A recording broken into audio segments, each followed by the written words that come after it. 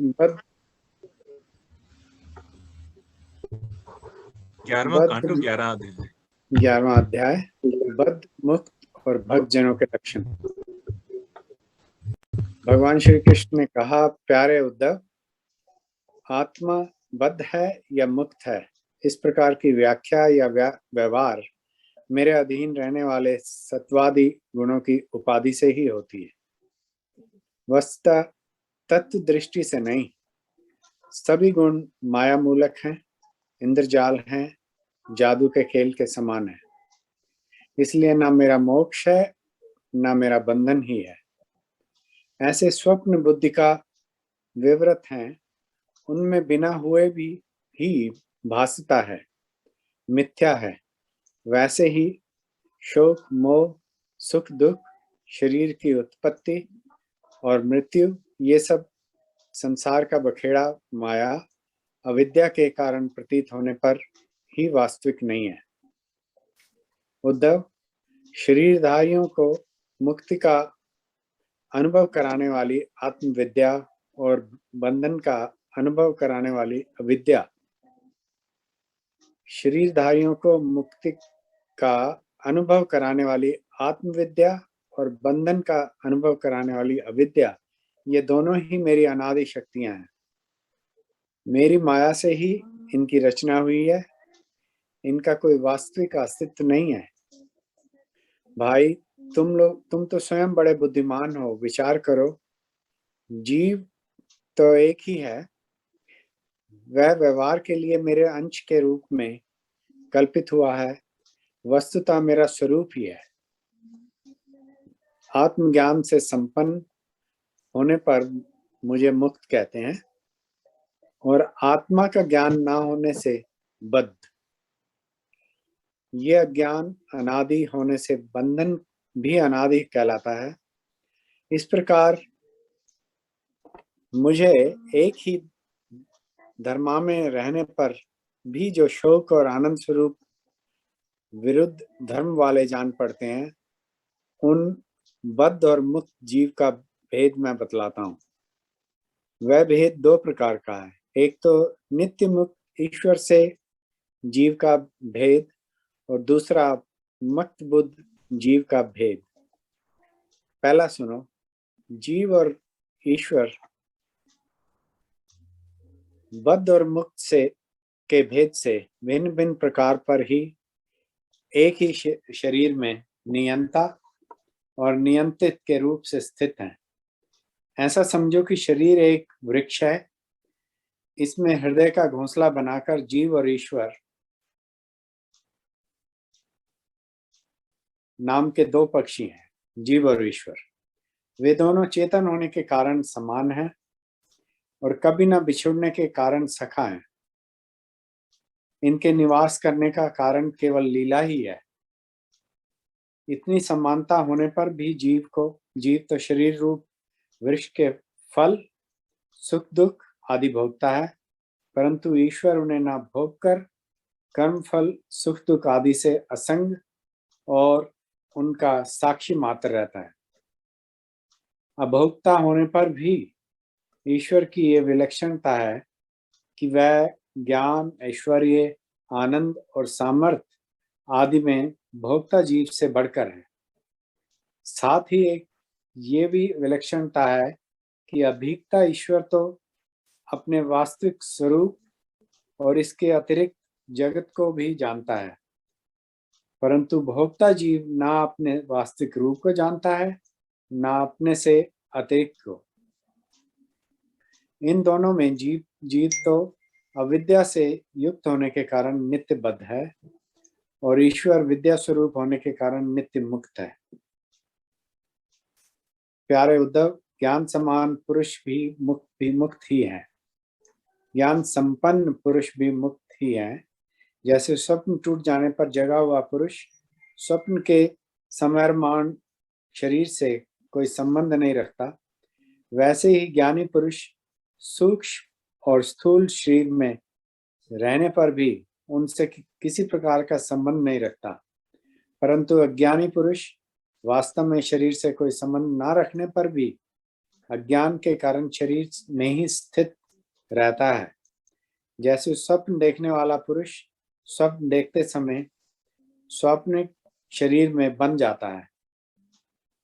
व्यवहारिक आदि में इंद्रियां शब्द स्पर्श आदि विषयों को ग्रहण करती हैं, क्योंकि ये तो नियम ही है कि गुण ही गुण ग्रहण करते हैं, आत्मा नहीं।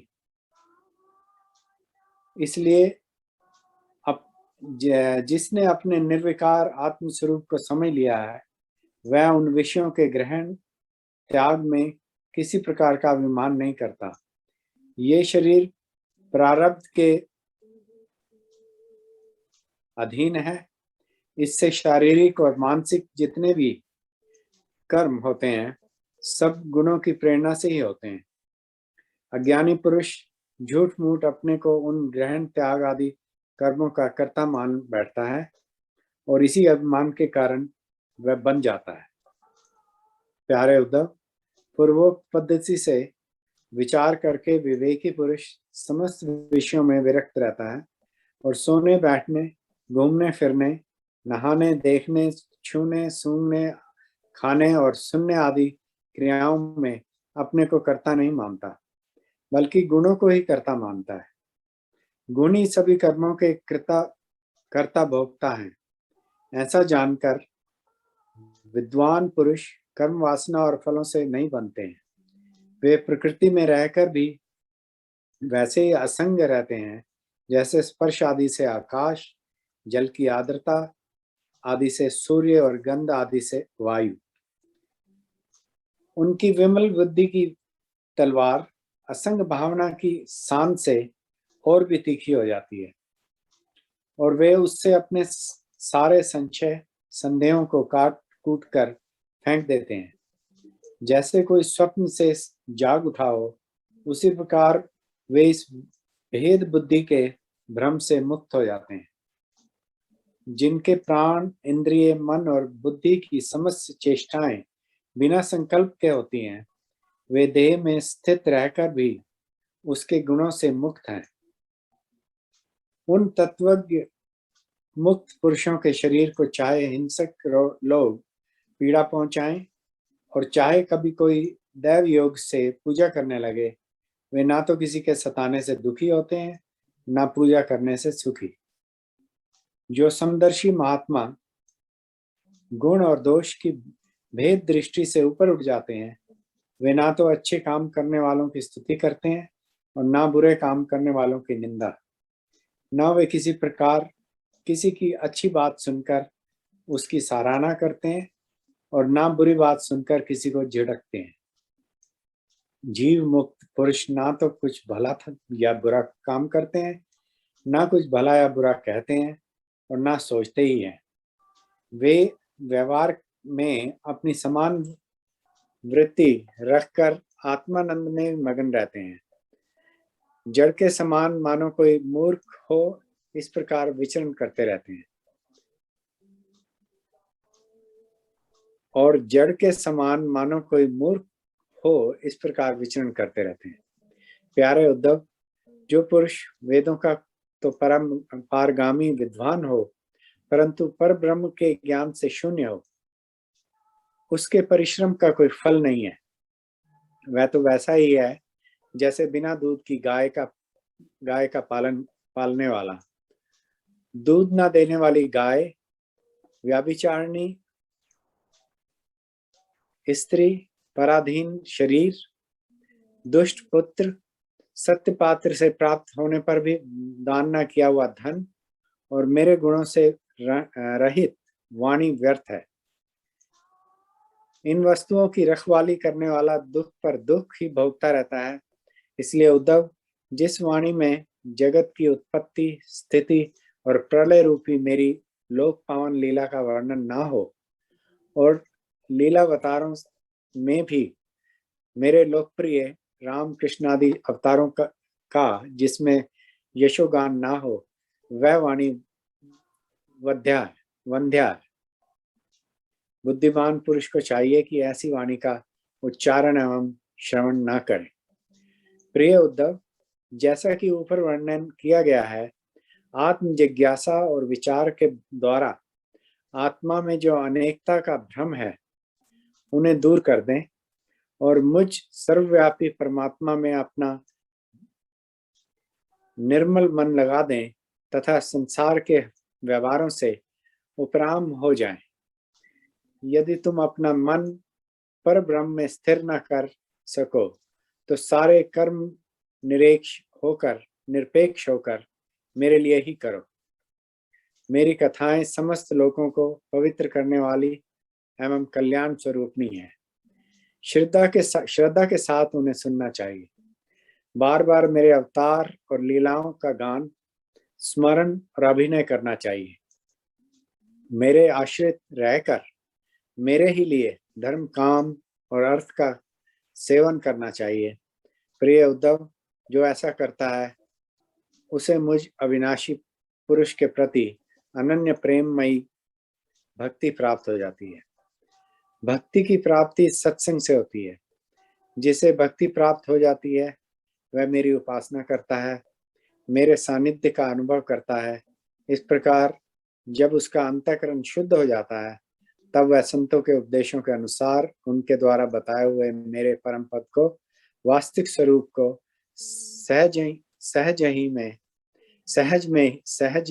ही में प्राप्त हो जाता है। उद्धव जी ने कहा, भगवान, बड़े बड़े संत आपकी कीर्ति का गान करते हैं। आप कृपया बतलाइए कि आपके विचार से संत पुरुष का क्या लक्षण है। आपके प्रति कैसी भक्ति करनी चाहिए जिसका संत लोग आदर करते हैं। भगवान, आप ही ब्रह्मा आदि श्रेष्ठ देवता, सत्यादि लोक और चराचर जगत के स्वामी हैं। मैं आपका विनीत, प्रेमी और शरणागत भक्त हूँ। आप मुझे भक्ति और भक्त का रहस्य बतलाइए। भगवान, मैं जानता हूं कि आप प्रकृति से परे पुरुषोत्तम एवं चिदकाश स्वरूप ब्रह्म हैं। आपसे भिन्न कुछ भी नहीं है। फिर भी आपने लीला के लिए स्वेच्छा से ये अलग शरीर धारण करके अवतार लिया है। इसलिए वास्तव में आप ही भक्ति और भक्त का रहस्य बतला सकते हैं। भगवान श्री कृष्ण ने कहा, प्यारे उद्धव, मेरा भक्त कृपा की मूर्ति होता है। वह किसी भी प्राणी से वैर भाव नहीं रखता और घोर से घोर दुख भी प्रसन्नता पूर्वक सहता है। उसके जीवन का सार है सत्य और उसके मन में भी किसी प्रकार की पाप वासना कभी नहीं आती। वह समदर्शी और सबका भला करने वाला होता है। उसकी बुद्धि कर्म वासनाओं से कलुषित नहीं होती। वह संयमी, मधुर स्वभाव और पवित्र होता है। संग्रह परिग्रह से सर्वथा दूर रहता है। किसी भी वस्तु के लिए वह कोई चेष्टा नहीं करता। परिमित भोजन करता है और शांत रहता है। उसकी बुद्धि स्थिर होती है। उसे केवल मेरा ही भरोसा होता है और वह आत्म तत्व के चिंतन में सदा संलग्न रहता है। वह प्रमाद रहित, गंभीर स्वभाव और धैर्यवान होता है। भूख, प्यास, शोक, मोह और जीवन मृत्यु, ये छहों उनके वश में रहते हैं। वह स्वयं तो कभी किसी से किसी प्रकार का सम्मान नहीं चाहता, परंतु दूसरों का सम्मान करता रहता है। मेरे संबंध की बातें दूसरों को समझाने में बड़ा निपुण होता है और सभी के साथ मित्रता का व्यवहार करता है। उसके हृदय में करुणा भरी होती है। मेरे तत्व का उसे यथार्थ ज्ञान होता है। प्रिय उद्धव, मैंने वेदों और शास्त्रों के रूप में मनुष्यों के धर्म का उपदेश किया है और उनके पालन से अंतःकरण शुद्धि आदि गुण और उल्लंघन से नरकादि दुख प्राप्त होते हैं।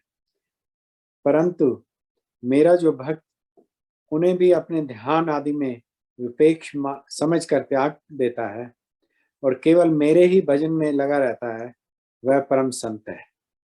मैं कौन हूँ, कितना बड़ा हूँ, कैसा हूँ, इन बातों को जाने चाहे न जाने, किंतु जो अनन्य भाव से मेरा भजन करते हैं वे मेरे विचार से मेरे परम भक्त हैं। प्यारे उद्धव, मेरी मूर्ति और मेरे भक्त जनों का दर्शन, स्पर्श, पूजा, सेवा, शुश्रूषा, स्तुति और प्रणाम करें तथा मेरे गुण और कर्मों का कीर्तन करें। उद्धव, मेरी कथा सुनने में श्रद्धा रखें और निरंतर मेरा ध्यान करता रहें। जो कुछ मिले वह मुझे समर्पित कर दे और दास्य भाव से मुझे आत्मनिवेदन करे।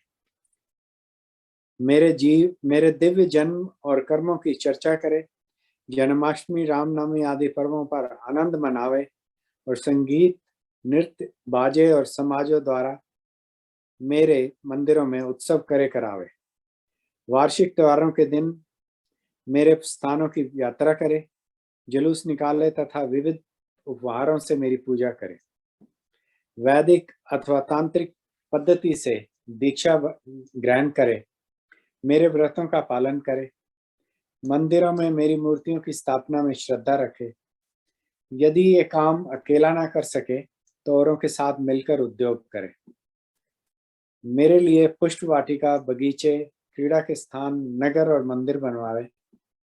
सेवक की भांति श्रद्धा भक्ति के साथ निष्कपट भाव से मेरे मंदिरों की सेवा शुश्रूषा करे, झाड़े पंवारे, लीपे पोते, छिड़काव करे और तरह तरह के चौक पूरे। अभिमान ना करे, दंभ ना करे, साथ ही अपने शुभ कर्मों का ढिंडोरा भी ना पीटे। प्रिय उद्धव, मेरे चढ़ावे की अपने काम में लगाने की बात तो दूर रही, मुझे समर्पित दीप के प्रकाश से भी अपना काम ना ले। किसी दूसरे देवता की चढ़ाई हुई वस्तु मुझे ना चढ़ावे। संसार में जो वस्तु अपने को सबसे प्रिय, सबसे अभीष्ट जान पड़े वह मुझे समर्पित कर दे। ऐसा करने से वह वस्तु अनंत फल देने वाली हो जाती है। भद्र, सूर्य, अग्नि, ब्राह्मण, गो, वैष्णव, आकाश, वायु, जल, पृथ्वी, आत्मा और समस्त प्राणी, ये सब मेरी पूजा के स्थान है। प्यारे उद्धव, ऋग्वेद, यजुर्वेद और सामवेद के मंत्रों द्वारा सूर्य में मेरी पूजा करनी चाहिए। हवन के द्वारा अग्नि में, आतिथ्य द्वारा श्रेष्ठ ब्राह्मण में और हरि हरि घास आदि के द्वारा गौ में मेरी पूजन करें। बंधु बांधवों के सम्मान सत्कार के द्वारा वैष्णव में निरंतर ध्यान में लगे रहने से, हृदयावकाश में मुख्य प्राण समझने से, वायु में और जल पुष्प आदि सामग्रियों द्वारा जल में मेरी आराधना की जाती है। गुप्त मंत्रों द्वारा न्यास करके मिट्टी की वेदी में उपयुक्त भोगों द्वारा आत्मा में और समदृष्टि द्वारा संपूर्ण प्राणियों में मेरी आराधना करनी चाहिए। क्योंकि मैं सभी में श्रेष्ठ क्षेत्रज्ञ आत्मा के रूप में स्थित हूँ, इन सभी स्थानों में शंख, चक्र, गदा, पद्म धारण किए 4 भुजाओं वाले शांत मूर्ति श्री भगवान विराजमान हैं। ऐसा ध्यान करते हुए एकाग्रता के साथ मेरी पूजा करनी चाहिए। इस प्रकार जो मनुष्य एकाग्र चित्त से यज्ञ, यागादि, इष्ट और कुआं, बावली बनवाना आदि पूर्त कर्मों के द्वारा मेरी पूजा करता है, उसे मेरी श्रेष्ठ भक्ति प्राप्त होती है तथा संत पुरुषों की सेवा करने से मेरे स्वरूप का ज्ञान भी हो जाता है। प्यारे उद्धव, मेरा ऐसा निश्चय है कि सत्संग और भक्ति योग, इन दो साधनों का मेरा ऐसा निश्चय है कि सत्संग और भक्ति योग, इन दो साधनों का एक साथ ही अनुष्ठान करना चाहिए। प्राय इन दोनों के अतिरिक्त संसार सागर में पार होने का और कोई उपाय नहीं है। तो ये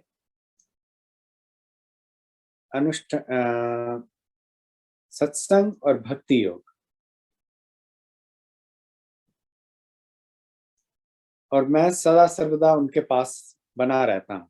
प्यारे उद्धव, अब मैं तुम्हें एक अत्यंत गोपनीय परम रहस्य की बात बतलाऊंगा, क्योंकि तुम मेरे प्रिय सेवक, हितैषी, सहृदय और प्रेमी सखा हो, साथ ही सुनने में भी इच्छुक हो। 11वां अध्याय अब खत्म हुआ। अनुष्ठान से शेष जी बिल्कुल जी, बहुत अच्छे, इसमें बहुत सत्संग और ज्ञान की बातें थी जी। सत्संग और भक्ति योग जी, दोनों मिलकर, ये दो साधन जी, और यही दो साधन हम यही कर रहे हैं, और कुछ नहीं कर रहे, हम यही दो कर रहे हैं और कुछ नहीं कर रहे बस। जी जी जी जी, और ये बहुत ही, इसको दोबारा एक बार फिर बैठ के सुनना पड़ेगा, क्योंकि इसमें काफी गूढ़ चीजें, रहस्य बताए गए हैं। तो इसको मैं फिर राइट अवे आज ही इसको अपलोड कर देता हूँ और सबको ईमेल कर देता हूँ।